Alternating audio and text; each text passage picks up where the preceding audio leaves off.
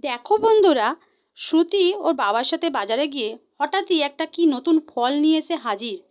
আর এসে আমায় ফলটা হাতে দিয়ে বলল, মা মা দেখো তো, এই ফলটা আমায় কেটে দাও তো, খাবো।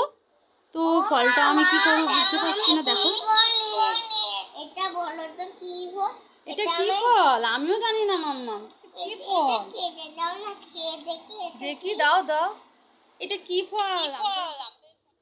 ফলটা প্রথমে কেটে তো দিলাম শ্রুতিকে, কিন্তু ফলটা কেমন মিষ্টি নেই, কিন্তু একটা কেমন গন্ধ পেঁপের মতন। দেখো এরকম কাটতে এরকম দেখতে লাগছে পুরো পেঁপের মতন, কিন্তু কোনো টেস্ট নেই।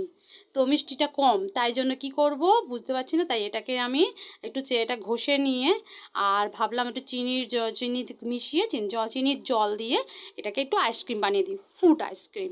তো আজকে আমি বানাবো বাড়িতেই ফ্রুট আইসক্রিম। তার জন্য নিয়ে নিয়েছি দেখো চিনিটা জলে ভিজিয়ে নিলাম, সামান্য একটু জল নিয়েছি, সেটা জলে ভিজিয়ে নিয়েছি। আর এই যে দুটো বাটি নিয়েছি, এই বাটিতেই বসাবো ভাবছি। তো কেননা আমার তো আইসক্রিম মোল্ড নেই, আর এটা বাটি করেই বসিয়ে নেবো, যাতে বাটি বাটি করে দিতে সুবিধা হয়। তো আমি এটাগুলো ঘষে নিই, আমি এগুলো সব খোসা ছাড়িয়ে নিয়েছি। আর এইগুলোকে সবগুলোকেই আমি এগুলো এই ঘষার আসার দিয়ে ঘষে নেবো। আমার দেখো সব এইগুলো খোসা এই ফলটাকে ছাড়িয়ে নেওয়া হয়ে গেছে। আর নিয়ে দেখো বাটিতে এই গ্রেভিটা তৈরি হয়ে গেছে। আর আমি এর সাথে চিনিও মিশিয়ে নিয়েছি। তো দেখো কত সুন্দর লাগছে দেখতে কালারটা না? তো এর সঙ্গে আর দেখো দেখো কতটা ঘন ঘন হয়েছে, দেখেছো? কেননা বাচ্চারা তো ওই ফ্রুটসটার টেস্ট পাচ্ছিল না, ভালো লাগছিল না, কিন্তু ওদের তো খাওয়াতে হবে ফ্রুটস। তো কীভাবে খাওয়াবো বুঝতে পারলাম না, তার জন্যই আমি এটা আইসক্রিম বানিয়ে নিচ্ছি। তো তার সঙ্গে আমি একটা রসনা মিশিয়ে দেবো, রসনাটা মেশালে কালারটাও খুব সুন্দর আসে, একটা স্মেলও আসে ভালো। তাই আমি একটা রসনা মিশিয়ে নিলাম। দেখো কারোর কাছে যদি তোমার অন্য কোনো ফ্লেভার থাকে তোমরা সেটা মেশাতে পারো, কোনো অসুবিধা নেই। তো আমার কাছে এটাই হাতের সামনে ছিল, আমি এটা রসনাটা মিশিয়ে নিলাম। আর যেইকে সেই ভাবা সেই আমি একটু বাটিতে আলাদাভাবে ছোটো বাটিতে দিচ্ছি শ্রুতির জন্য, যাতে ওকে দিতে সুবিধা হয়। আর আমরা একটা বড় বাটিতেই একসাথে বসিয়ে নিচ্ছি। তো দেখো তোমরাও এইভাবে বানাতে পারো যে কোনো ফ্রুটস।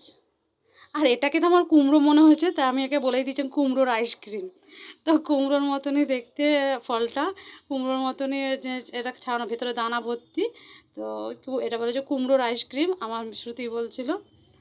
দেখো তোমরা কুমড়োর আইসক্রিম খেতে কেমন লাগে বানিয়ে দিচ্ছি, পুরো ভিডিওটা দেখতে থাকো। ভালো লাগলে অবশ্যই একটা লাইক করো, কমেন্ট করে জানিও তো কেমন লাগছে তোমাদের ভিডিওগুলো। তো এটা আমি এবার ফ্রিজে ঢুকিয়ে দেবো, ওভারনাইট আমি রেখে দেবো। এটা আমি বানিয়েছিলাম রাত সন্ধ্যেবেলায়। তো সন্ধ্যেবেলায় বানিয়ে আমি ফ্রিজে ঢুকিয়ে দিচ্ছি। আর এটা সারা রাত্রি ফ্রিজে থাকবে, আর সকালে এটা আমরা বার করব খাওয়ার জন্য। তো চলুক, ফ্রিজের মধ্যে থাকলো ঠান্ডা ঠান্ডা কুল কুল আমাদের আইসক্রিম হবে ঠান্ডা ঠান্ডা। তো ফ্রিজের মধ্যে ঢুকে গেল। এখন ওরা সিমলা মানালি ঘুরে আসুক, আর আমরা চলে যাই। পরের দিন সকালবেলা রীতিমতো চলে এলাম আইসক্রিমটা দেখতে। দেখো বার করছি এখনও, আমি আমার একটাই বাটি বার করলাম ফার্স্টে। দেখো কেমন লাগছে, দেখো কেমন লাগবে দেখতে, খেতেও ভালোই হয়েছে নিশ্চয়ই। দেখো দেখো কালারটা কত সুন্দর হয়েছে না?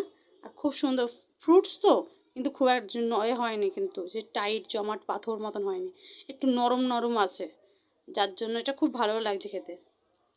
শ্রুতির বাবা খেয়ে দেখলো কেমন হয়েছে, তো বললো চামচ করে খাবো না, আমাকে বাটি করে দাও। তাই জন্য বাটি করে দিয়ে দিচ্ছি।